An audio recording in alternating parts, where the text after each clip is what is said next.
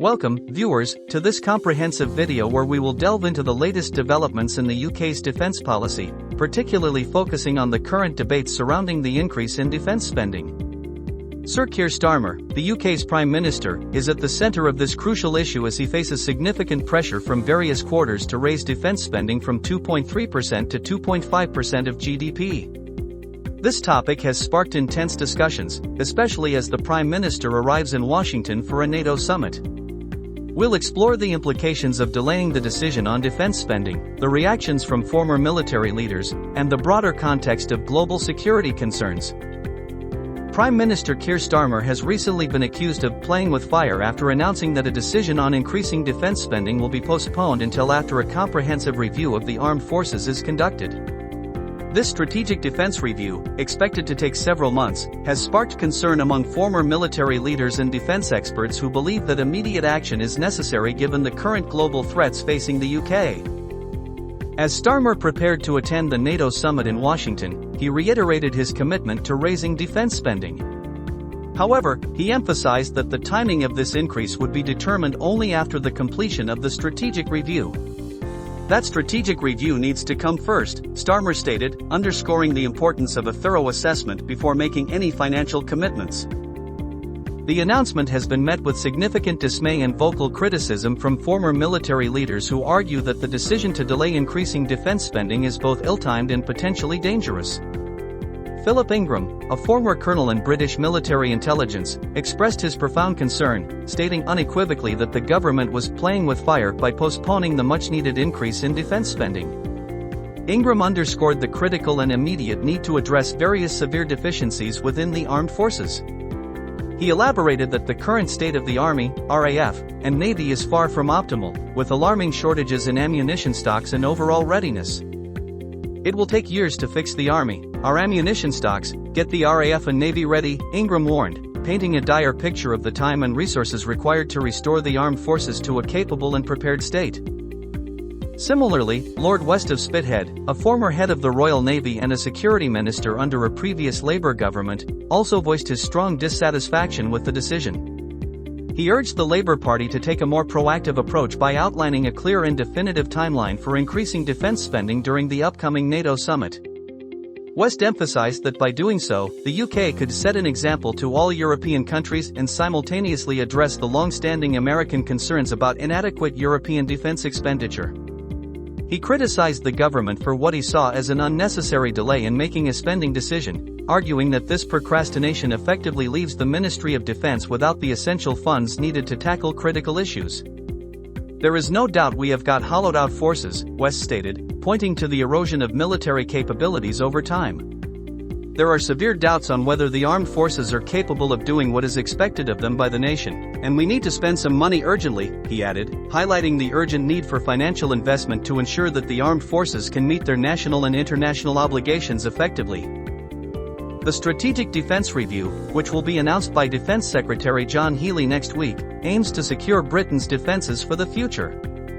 Starmer provided an ironclad guarantee that the goal of raising defence spending to 2.5% of GDP would be achieved.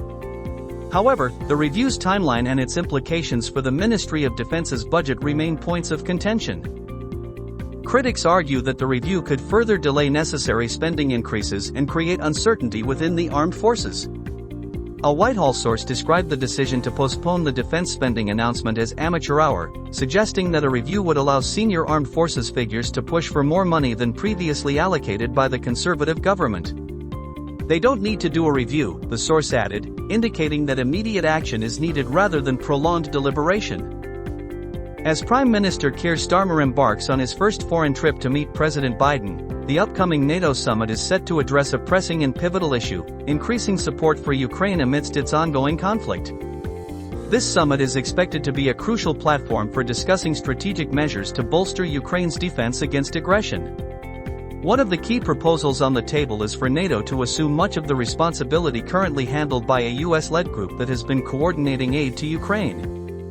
This move is viewed as a strategic effort to trump-proof aid for Kyiv, anticipating the potential return of the Republican former president to the White House in November. Such a development could alter the dynamics of international support for Ukraine, making it imperative for NATO to ensure consistent and uninterrupted assistance. The protracted conflict in Ukraine underscores the critical urgency of enhancing defense spending and maintaining robust military capabilities across NATO member states. The importance of readiness and deterrence in the face of potential threats has been a recurring theme among former military leaders. General Sir Nick Carter, the former Chief of the Defence Staff, has been particularly vocal about the current inadequacies of the British Armed Forces. In his assessments, he has warned that Britain is not adequately prepared for war, highlighting the necessity of strengthening the military to deter any potential aggression from adversaries like President Putin. Carter's warnings are grounded in the broader context of global security, where the geopolitical landscape has become increasingly volatile and unpredictable. During his address at the Future of Britain conference, General Carter emphasized that the global security environment today is perhaps the most perilous it has been since the end of World War II in 1945. He pointed out that the threats posed by state and non-state actors require a significant escalation in defense preparedness and spending. According to Carter, the current level of investment in the UK's armed forces is insufficient to meet the demands of contemporary warfare and to maintain a credible deterrent against adversaries. He argued that substantial increases in defense spending are essential not only to modernize equipment and capabilities but also to ensure that the armed forces are well trained and fully equipped to respond to a wide range of potential threats. Carter's remarks also touched on the broader implications of underfunding the military. He highlighted that without adequate investment, the UK's armed forces could struggle to fulfill their obligations within NATO and other international alliances. This underinvestment could undermine the collective security framework that has been a cornerstone of global peace and stability for decades. By failing to address these funding shortfalls, the UK risks weakening its position on the world stage and diminishing its ability to influence global security policy. As Prime Minister Starmer engages with President Biden and other NATO leaders, the discussions will likely underscore the interconnected nature of global security. The support for Ukraine, the readiness of NATO forces, and the need for increased defense spending are all facets of a broader strategy to ensure peace and stability in an increasingly complex and dangerous world. The outcomes of the NATO summit will have significant implications not only for Ukraine but also for the future of global security and the role of the UK within it. Within the UK, the decision to delay the increase in defense spending has sparked a debate about the allocation of resources and the priorities of the new government. James Cartledge, the new Shadow Defense Secretary, expressed his concern in a letter to Healey, highlighting the urgency of setting out a way to fund the increase in defense spending at a time where the world is at its most dangerous for a generation. He criticized the previous Conservative government for underfunding and hollowing out the armed forces over the past 14 years. Labour officials have defended their approach, emphasizing their commitment to reaching the 2.5% defense spending target responsibly. A Labour source stated, "The Conservatives underfunded and hollowed out our armed forces for 14 years.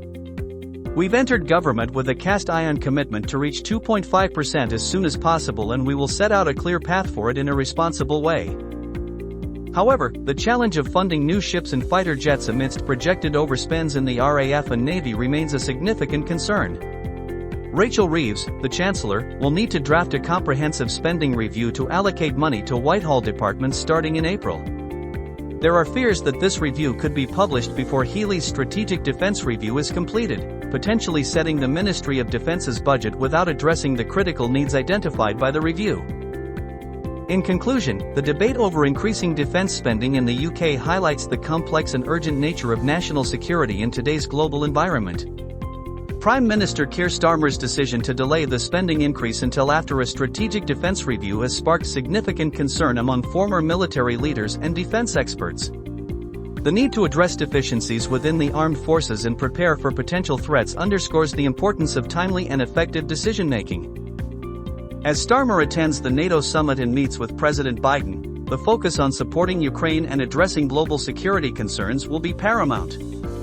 The Strategic Defence Review, set to be announced next week, will play a crucial role in shaping the future of Britain's defence policy and ensuring that the armed forces are adequately prepared to meet the challenges ahead. Thank you for joining us in this comprehensive analysis of the UK's defence spending debate. Stay tuned for more updates and insights on this critical issue.